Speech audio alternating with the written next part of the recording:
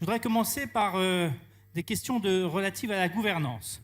L'État est un régulateur naturel et historique qui est de plus en plus contesté par sa capacité à arbitrer, à décider, à tenir ses engagements. Et en même temps, il est quand même confronté à un contexte de plus en plus évolutif, avec d'un côté des anciennes mobilités, de l'autre côté des nouvelles mobilités, qui sont concurrentes, qui sont complémentaires, dont on se pose la question, faut-il laisser jouer la concurrence et seuls les forts survivront, ou est-ce qu'il faut réguler, arbitrer, organiser? Je voudrais qu'on commence par une première thématique sur cette question-là. Et Dominique Bussereau, vous êtes à la fois ancien ministre, président de Conseil général, excellent connaisseur des transports. Qu'est-ce que vous auriez envie de dire sur ce thème? Est-ce qu'il faut réguler fortement, comme on l'a fait pendant très longtemps? Comment on fait pour avoir plus de liberté? J'ai vu que vous demandiez plus de liberté globale dans l'économie. Quelle est votre position sur cette question de la gouvernance? Bon, d'abord, je dois dire une chose, c'est que je suis personnellement en retrait de la campagne de François Fillon, mais que François Fillon m'a quand même demandé de le représenter, donc ça veut dire qu'il y aura une part de personnel dans ce que je dirai, hein, et que mes amis qui soutiennent François Fillon et dans cette salle le comprennent également. Hein, voilà, je dépanne en quelque sorte.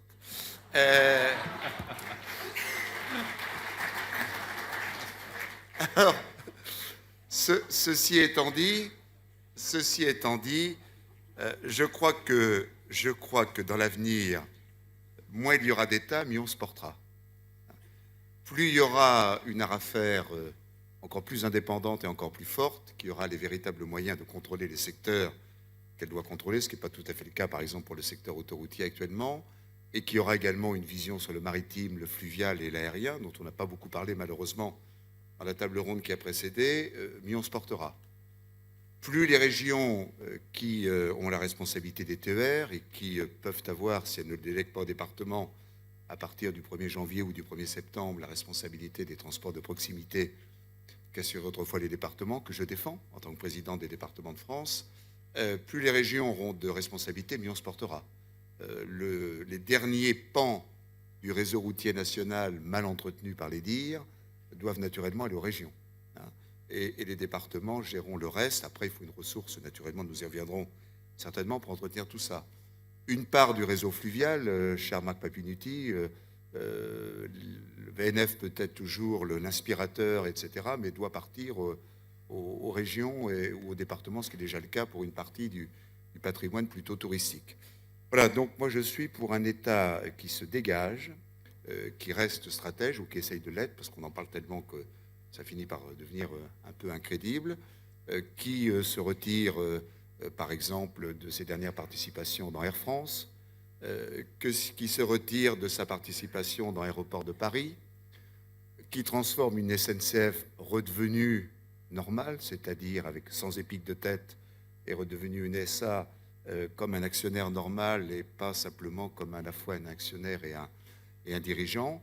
Voilà, moins il y aura d'État, et plus l'État se concentrera sur ses missions régaliennes et stratèges, et plus on laissera à la décentralisation le soin de gérer les réseaux de transport, comme le font très bien les autorités organisatrices de transport, mieux on se portera. Donc, point d'État, est-ce qu'on faut entendre que vous voulez plus de collectivités locales ou plus de marché? Je veux les deux. Plus de marché, c'est bien sûr la concurrence très rapide et pas comme le gouvernement actuel essayer de la freiner pour le TER et pour le TET. Plus de concurrence également dans la gestion des aéroports, hein, par exemple. J'ai donné cet exemple tout à l'heure. Et plus de décentralisation. Les agglos mènent très bien les politiques de transport, et nous le voyons avec Winègre-Hogart. Partout il y a de l'imagination, partout il y a du travail, partout il y a de bonnes solutions. Les départements étaient de très bons organisateurs des transports scolaires et des réseaux routiers. On a recréé l'autocar qui avait disparu de beaucoup de départements. On a recréé un maillage, en particulier au service des personnes qui ont des problèmes de mobilité, les personnes âgées ou des personnes qui n'ont pas les moyens d'avoir une voiture individuelle ou qui ne peuvent pas se grouper en covoiturage. Donc plus on aura une organisation des transports décentralisée, d'abord autour des régions, les départements pouvant travailler en délégation des régions, et moins il y aura d'État, et moins l'État sera actionnaire, parce qu'il est un très mauvais gestionnaire. hein. Il est un très mauvais gestionnaire. Et quand il s'occupe d'industrie ferroviaire, n'en parlons pas, c'est pire que tout. Donc, ayons moins d'État, plus de décentralisation, et l'État donne les grandes indications, définit l'aménagement du territoire en liaison avec les collectivités, mais ça s'arrête là. Merci. Laurent Courtois, il y a eu irruption de beaucoup de nouvelles mobilités. On a parlé tout à l'heure des cars Macron, il y a le covoiturage, il y a les VTC. Comment on organise tout ça? Quelle est votre position par rapport à ce bouleversement des mobilités? Quel est le rôle de l'État et de la puissance publique? En fait, je suis le porte-parole plutôt d'un programme qui est écrit, diffusé et chiffré, l'avenir en commun.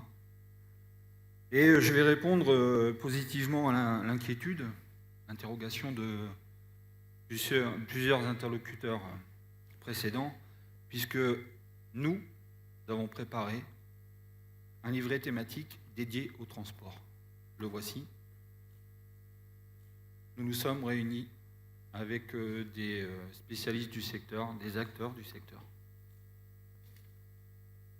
pour vous proposer, dans le cadre de la planification écologique, une réelle prise en compte des transports dans notre pays et, disons-le tout net, une vraie révolution. S'agissant de la gouvernance, évidemment, dans un tel programme aussi ambitieux, il faudra envisager la question d'un ministère dédié, évidemment. Ça me paraît, et ça nous paraît, dans le travail collectif que nous avons réalisé, une question de bon sens. Évidemment, les régions, les départements, les collectivités locales seront associés à la démarche dans la réflexion pour la mise en place de notre programme. Nous avons plusieurs axes, je pense qu'on les développera peut-être un peu après, mais il y en a un qui nous paraît essentiel, c'est l'implication et la création des synergies pour que tous les acteurs des transports en France puissent enfin trouver un plan à la hauteur des enjeux. Nous allons planifier l'avenir des transports. À tous les niveaux, nationaux, locaux? Et contrairement à M. Bussereau, nous pensons que c'est l'État qui doit réguler tout ça. Donc l'État centralisateur qui régule l'ensemble? Centralisateur et stratège, évidemment. Et stratège, ça veut dire aussi qu'il faudra que dans ce ministère, il y ait des gens qui travaillent dans ces secteurs. Les meilleurs experts de ces secteurs, ce sont les gens qui y travaillent, je pense. Merci beaucoup. François Devoyer, vous représentez Marine Le Pen. Dominique Bussereau, tout à l'heure, évoquait les SRADET, et en tout cas le nouveau rôle attribué aux régions pour harmoniser un ensemble de dispositifs sur les infrastructures, sur les services de mobilité. Quelle est votre position par rapport à ces questions de gouvernance?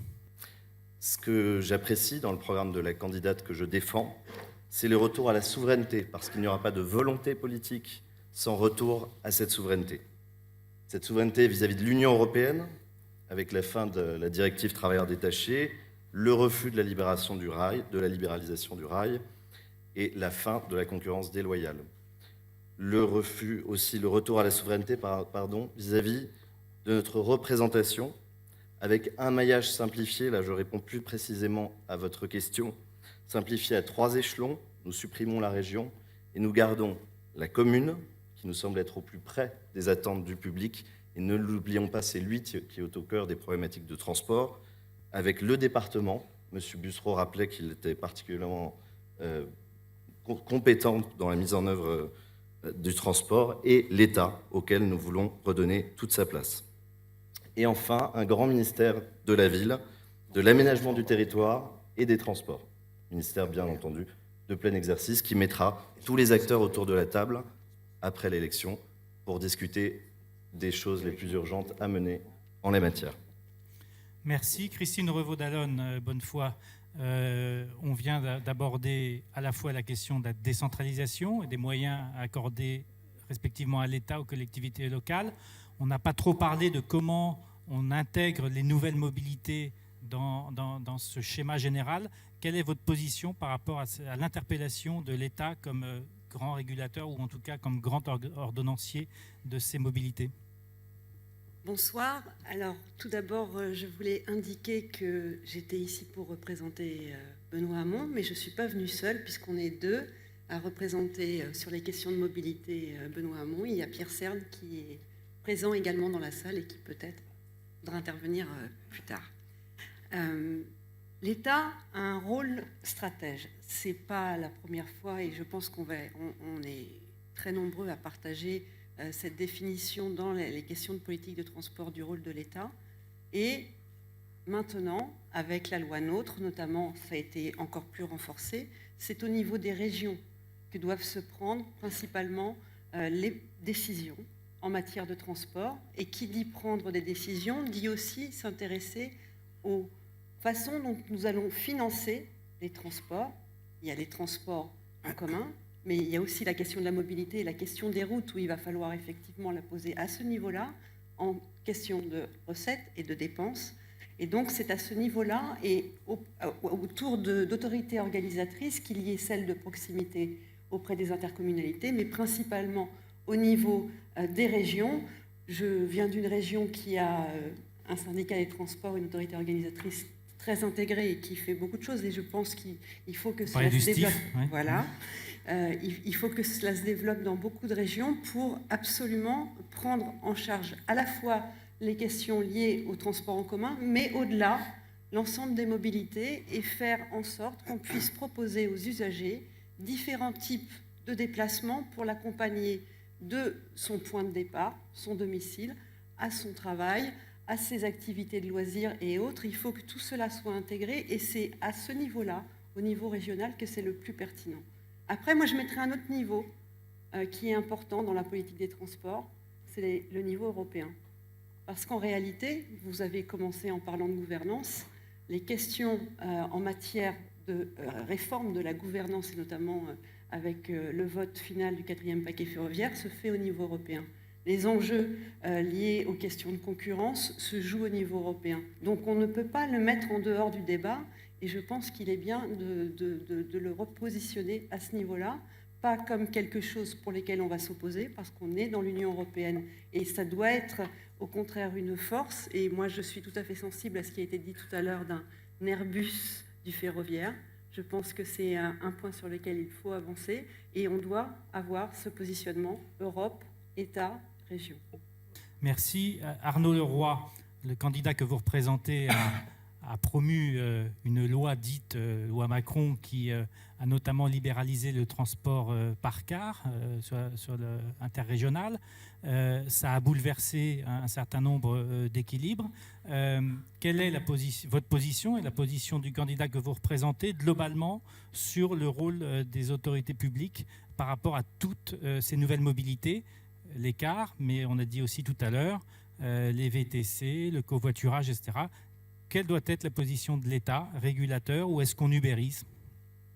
Écoutez, je me permettrai d'élargir un peu votre question, parce que gouvernance, ce n'est pas simplement délivrer des autorisations, soit pour les VTC, ou les taxis, ou les cars Macron. Donc les cars Macron, je tiens à signaler quand même qu'on a des chiffres qui démontrent qu'il n'y a pas eu de glissement important de voyageurs des trains régionaux vers ces cars. Donc ça nous permet déjà d'entrer dans un débat un peu plus serein sur cette question-là. Quel rôle pour l'État ? Alors moi, je rejoins Dominique Bussereau sur certains points, notamment vis-à-vis de l'État actionnaire. L'État actionnaire qui est quasiment en conflit d'intérêts. On peut prendre quelques exemples entre ADP et Air France. On a des difficultés quand on est actionnaire, parfois via l'APE, dans certaines compagnies, sociétés, à combiner les deux.